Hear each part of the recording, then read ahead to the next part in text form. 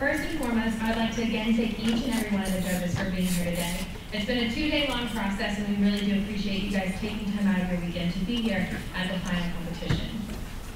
As a team, we were given the challenge of how to leverage Capital One's national lending products with their 360 services as well as their retail banking. To make this presentation run as smooth as possible, we've created an outline at the bottom of this presentation where we will go through our market analysis and how that led to our 2-phase strategy approach and overall strategy effectiveness of growing banking relationships within the U.S.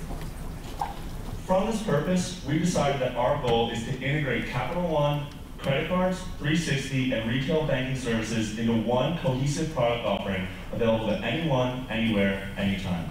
We feel that not only is this goal accessible, but we can do so using an aggressive 2-phase approach. Phase 1 involves building 360 awareness through social media, education, and customer service. Phase 2 requires that we integrate our brand in order to provide unity within the company and simplicity for our consumer. Before getting into the phases, however, let's first look at our market analysis so that we can better understand the industry and the consumer. The retail banking industry is defined by 3 key success factors we found: reputation, easy access, and economies of scale. We feel that Capital One is in a unique position to succeed at all 3 of these success factors, especially easy access and economies of scale. We feel that it is not our job to take the bigger banks like Bank of America head on, but rather circumvent the competition using our unique 2-phase approach to gather national presence. And given our market position, who is our target market? We believe that millennials represent the best consumers to try and attract to Capital One. Not only do they represent a huge portion of the market, but they either have financial needs that aren't currently being met, or they lack a deep connection with the bank that they currently use. This is very important, and we can meet their desires for easy banking and personalized service. We can meet their needs for easy banking with our Capital One 360. All their financial services are available to them at the touch of a button. And we can provide them with personalized service with our unique product offering and picking and choosing which products meet their needs. Finally, we can instill them with financial confidence, and with this, we can instill them with financial confidence by creating a relationship with a bank that they trust. Given our target demographic, we conducted a survey at Wake Forest University of over 100 undergraduates and found that 72% of them have a credit card, and the overwhelming majority are provided through their banks. More importantly, we've asked them if they've ever heard of Capital One 360 before, and 96% of them said that they hadn't, and the 4% that said they had thought it pertained to blackout rates on credit cards. Now, we understand that this is a very select sample size and a very select demographic. However, we feel that it's a key example to show the disconnect between Capital One 360 products and its target market. Given these survey results, we've developed 3 issues that we'd like to address. Number 1, and chiefly, there's a lack of awareness of Capital One 360, of what it is and the different products that it offers. Moreover, there's a real sense of confusion for customers with Capital One retail banking and Capital One 360 banking, kind of offering 2 different products, confusion in between how Capital One actually functions within the banking industry.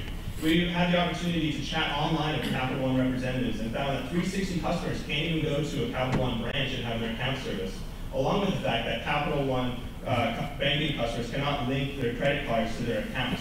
This company-wide inconsistency is definitely a key issue, but also a very key opportunity to grow internally and externally as a company by integrating all aspects of Capital One, including credit cards, retail banking, and 360 banking into one cohesive unity of Capital One National Bank.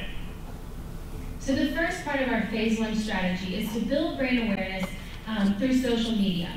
Currently, it's important to understand Capital One's position within social media.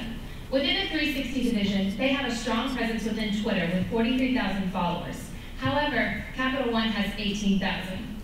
As you can see, Capital One has a stronger presence in Facebook and YouTube.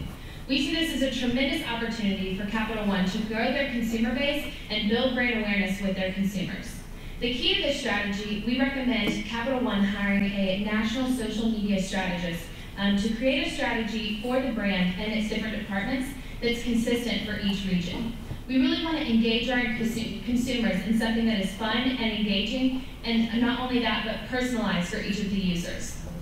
Currently, there's an increased use in a social media app called Snapchat, And we feel this would be a unique position for Capital One as an innovative company to feature a 20-second advertisement on the 360 brand and the cafes on this website. This will just be a tool for Capital One to build brand awareness and strengthen consumers' knowledge and understanding of their products and their services. Step 2 of phase 1 involves connecting with our target market. We feel that instead of marketing products and services to these young adults, it is more effective and more responsible to educate these young adults on financial literacy. We feel the best way to do this is through campus lectures, such as information sessions like we've seen this weekend, and also through online educational services, such as videos, Skype, etc. Finally, we feel that personalized advice with consumers in order to set goals for our consumer is something that can help them both build reliability and trust within our market. Why do we look towards education instead of markets, instead of products? We think that education will allow us to accomplish two main goals. First, as I mentioned before, we will develop Capital One 360 as a beacon of trust and reliability for our consumers so that when they come out of college or are looking for their first loan, they look to Capital One 360 because they know they can trust them to reach their goals. Second, we look to them because that will help us develop personalized relationships with our consumer so we can gather feedback from them as to what they want and what they are looking for within a bank. And step 3 of this phase is to increase approachability by providing a truly unique banking experience, which starts with great customer service. We can improve customer service by having an online rep available 24/7, as well as providing rebates on ATM fees. That way consumers can use whatever ATM is most convenient for them. Also, we need to constantly focus on trying to improve the ease of use of our Capital One 360 website. Majority of our interaction with our 360 consumers is via this website, and trying to improve this website constantly will demonstrate to them that we truly care about customer service. Furthermore, we can increase approachability by expanding cafe locations. We simply can't compete with the Bank of America's, Wells Fargo's, and Chase's because they have so many branches, over 5,000. However, we can press our advantage with this unique opportunity of cafes and expand into locations like Seattle, San Diego, as well as Indianapolis. We chose these cities based on overall population as well as population density, and this will really allow us to reach out to our target market.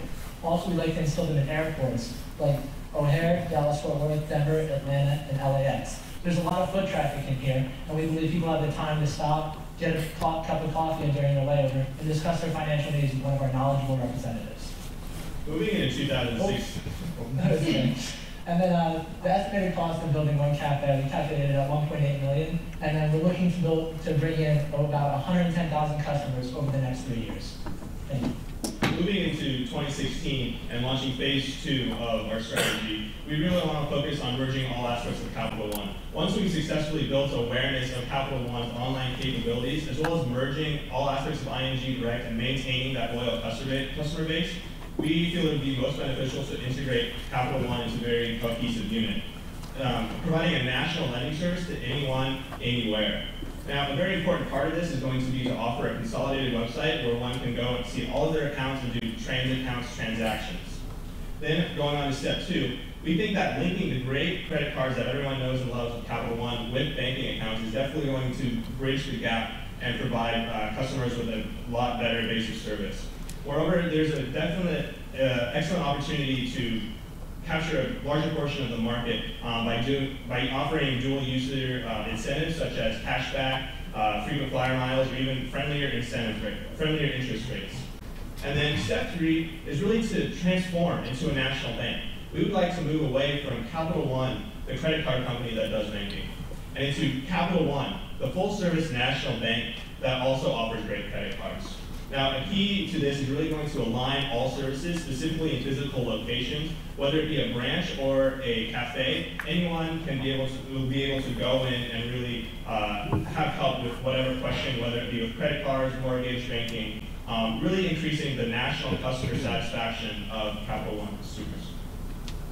Before we get into strategy effectiveness, you may be wondering, why are we building up 360 if we're just going to integrate it into Capital One? And yes, that may look a little bit confusing, but here's why we decided to do so.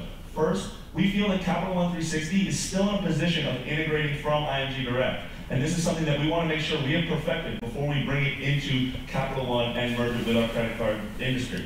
Second, we also feel that we want to make sure we establish ourselves. That's why we're building awareness, so that we can be known as a very successful online bank. And so when we merge, we'll be able to merge both reputations into one larger national bank. Again, increasing national presence. When looking at our strategy effectiveness, we look in two ways, short-term and long-term. Short-term is going to be the results of phase one. That's our increasing 360 customer base. As Cody talked about before, these cafe locations will do a lot for capturing market share within these cities, leading to 110,000 new customers. Second, we also look for social media engagement. Mary Beth laid out a great marketing strategy that's very aggressive, and we feel that in the 3-year period that we hope to measure results, we should be able to double our user engagement over YouTube, Facebook, and Twitter. This again will establish our national awareness. Second, when looking long term, the goal here is customer loyalty. Why are we combining all these efforts? It's to make a product that's simple for the customer and a service that's simple for the customer. So we hope that this will in turn lead to less customer turnover and higher customer satisfaction. In the Mid-Atlantic region right now, where banks are located, we right now have an index rating of 759, which is below the industry average. We hope that by 2020 and through to 2025, we will get this index rating up to 800, putting us in the top 5 as far as customer satisfaction within banks. Overall, we're looking to increase Capital One 360 brand awareness and eventually integrate that into Capital One National Bank. This way we'll be able to reach all of our consumers across the nation with all of our products and provide personalized banking anytime, anywhere. Thank you very much. So if I can start, thank you. It was a wonderful presentation. I like the fact that you're leveraging all the capabilities we have in a cohesive manner, but I'd like to get a better understanding of the total cost. Because I just kind of wrote down the integration costs, the social media analysis, the financial literacy, the expansion of the cafe, the website updates, the customer service, a lot of costs, and the path to profitability after spending on that. Can you talk a little bit more? Yes, absolutely. We also looked into this a little bit, and yes, it will be a pretty costly investment. We see, as you can see here, we laid out kind of rough estimates as far as costs from the information we were privy to. And we found this kind of to be a rough estimate. And yes, as you can see, $28 million and $90 million, those are pretty high numbers as far as cost. But we feel using a per household, what we can generate per household estimate as far as, and then including how many customers we think we can obtain from this, we think that we can generate a pretty decent return on investment. Granted, as we said, we're privy to very few information, but from what we saw, this is how we kind of went through our process on what we think we can earn and then what we think this will cost. And overall, we still think that it's beneficial. Be a bit more specific about pretty decent. So, what do you mean by, what did I say pretty decent? Sorry. Pretty decent level of profitability. Sorry, yes. So we found that $304 per household per year, and then we multiply that by our estimated benefit of 115,000 people. You talked a lot about building awareness through social media, and that was in your first phase before you did the integration later. So at that point, what is the message you're planning on delivering about what Capital One is about that you're going to use to build those additional interactions and increase the users within each of those social media channels?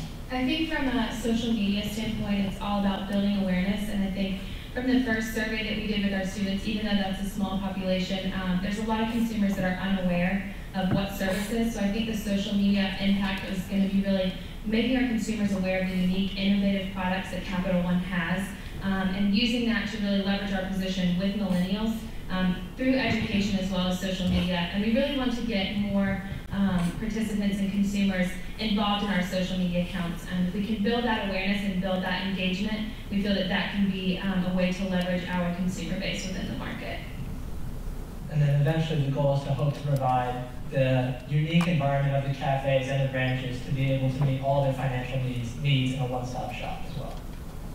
So to continue with the social media theme, what sort of research do you have about the cost to drive engagement versus the value of those customers, right? So I think first we looked into mobile app development, a lot of that kind of thing.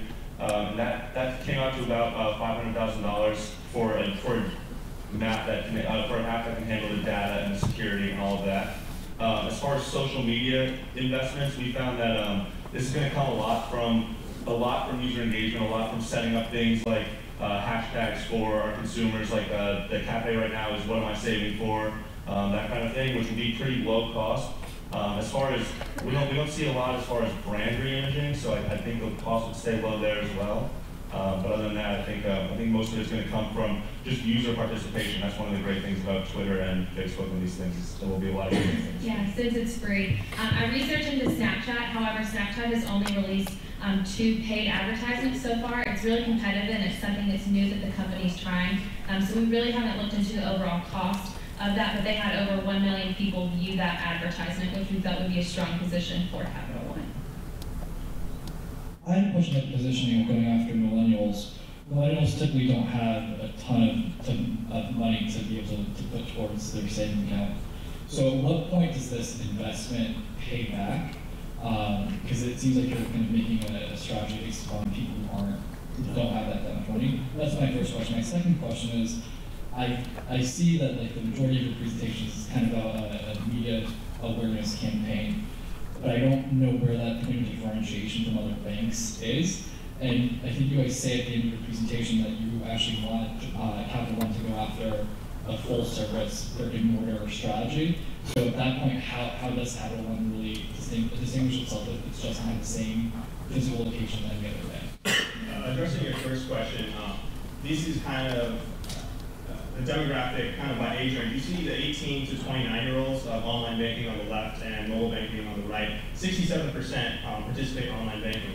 But we also see that ages 30 to 64, an average of 60% actually bank online. So now, while specific advertisements may be geared more towards millennial age, we feel that the overall awareness of Capital One 360 is really going to be beneficial because those people in the older demographics who have more money are definitely going to be privy to it as well. Moreover, the fact that those in the older demographics are a lot of times close-knit with their bank and they built a relationship, and the cost and the kind of the hassle of switching banks is usually not very prevalent in the older demographics. They really want to kind of just stay where they are, and we're not really able to offer the moon as far as interest rates or amazing things that will make them drop their bank and come over to Capital One. And answering question 2, I believe that both for cafes and for brick and mortar, we want to follow market trends and really progress from the traditional branch. Umpqua is definitely one of the industry leaders of innovation in their branches. They look like coffee shops. You go in, you have a good time, and we really want to kind of based on the revenue that they're able to drive, both at the cafes and the branches, kind of based on the yearly analysis of those, whether to increase or decrease physical presence is definitely going to be key. However, there is definitely a need for physical presence. We found that 25% of people would not be happy if they moved completely online, and 22% would leave the bank altogether if they decided to go solely online. So we think that having the traditional brick and mortar is definitely, and having a physical presence is definitely necessary at this point in time. But looking forward, we're looking to really innovate and differentiate ourselves as Capital One has done in the past. We really want to differentiate himself off of that point with the cafes and expanding that rather than the brick and mortar. Also, I interviewed a lot of my professors at my university because I really wanted to get a different age demographic of what the consumers really want and what their needs are. And talking to a lot of my professors, they said they love the convenience of mobile banking and online banking because they didn't have the time to go to their banks and get those services. One of my professors said the only time they ever go to their bank is to get cash from an ATM or if they needed to get some sort of check or deposit some complicated transaction. But they really love the features of the online banking, which is kind of why we went more towards the support system from the cafes, as well as engaging our consumers. I guess too, just to finish this off with one quick, full service, we don't see that as the traditional brick and mortar. So although we kept saying full service bank and full service product offerings, we don't see that as a brick and mortar full service product offering. We see that more as spread across the nation, anything you need, whether it be credit card, banking for savings account, banking for checking account, loan applications, all of that. It doesn't necessarily need to be tied to brick and mortar. That's what it's. So on the point of brick and mortar locations and the cafes you said you wanted to expand, you mentioned you wanted to open some new ones in San Diego, Seattle, Indianapolis, and then you mentioned also potentially at airports. And that initially struck me, but I guess I was wanting some more explanation on that, because when I think of airports and waiting around and you get delayed or so that's like an impromptu thing where you're kind of sitting there versus when I'm going to go and talk to someone at the bank, it's kind of like I could put a lot of thought in going and talking to them about a loan or a mortgage or whatnot. So you want to just elaborate on that point, why you think airports are I think from a consumer standpoint, I was trying to really empathize with the consumer and think of myself and others and say, if I was in the bank and I had this huge time of layover, I'm super tired, I've been staying up for a long night, I want to be able to get a cup of coffee. So we saw this as more of a resource for consumers to come in. It's another place to get coffee just besides Starbucks or Dunkin' Donuts. And it becomes a place where consumers feel comfortable, and it builds that approachability of the brand. We felt that the high influx of consumers continually coming through it, just seeing the logo of Capital One 360 Cafe would build awareness of the brand because of all those consumers seeing it, as well as create an outlet for people to go to get coffee, and maybe they have that chance to ask the consumers or ask the Capital 360 workers there some questions that they might not be able to get answered typically within an airport location. Moreover, Capital One is famous for their venture card and their amazing travel reward systems that they have. And we think going into the future, this is going to be a great touch point. We don't want to have a sales force that goes out and tries to grab them in. We want to create an inviting atmosphere where you have free Wi-Fi and you can get coffee and work on some stuff. And if you have questions, you can approach the workers there. It's rather more of a marketing tool rather than a specific kind of sales and products tool, I would say. And currently the Capital, the 360 consumers, they get discounts on their coffee by using their Capital One card. So we felt like this would create more consumer influx with the current consumers that we do have.